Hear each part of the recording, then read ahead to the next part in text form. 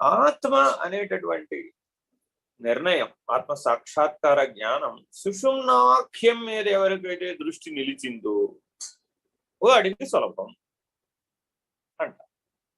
నువ్వు ఏ మార్గం ద్వారా అయినా కావచ్చు. నీలో సుషుమ్నా నాడి ఉంది, అది ఇన్బిల్ట్, నువ్వేం తయారు చేసుకోవాలి. దృష్టి ఎక్కడ పెట్టాలి? సుషుమ్నాఖ్యం మీద దృష్టి పెట్టాలి. సుషుమ్నాఖ్యం ఎక్కడుంది? అంతర సుషుమ్న, బహిర్ సుషుమ్న రెండు ఉన్నాయి. బహిర్ సుషుమ్న ఈ ముక్కు, గీడ, పింగళ సుషుమ్న ఆజ్ఞాచక్ర స్థానంలో ఒక ముడి ఉంది, ఆ ముడి దగ్గర కలుస్తుంది. అంతర సుషుమ్న కూడా అక్కడికి వచ్చి ఒక శాఖ కలుస్తుంది. మరొక శాఖ వెళ్ళి సహస్రారంలో కలుస్తుంది.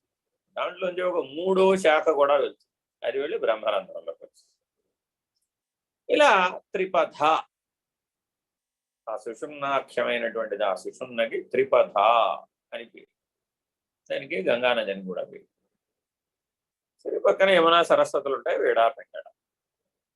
సరే, సాధకుడైన వాడు ఎక్కడ పెట్టాలండి దృష్టి? మరి ఇప్పుడు ఓపుకున్నవాడు ఆజ్ఞాచక్రంలో పెట్టాలి, ఇంకా ఓపుకున్నవాడు సహస్రారంలో పెట్టాలి, ఇంకా శాతనైనటువంటి వాడు బ్రహ్మరత్నంలో పెట్టాలి.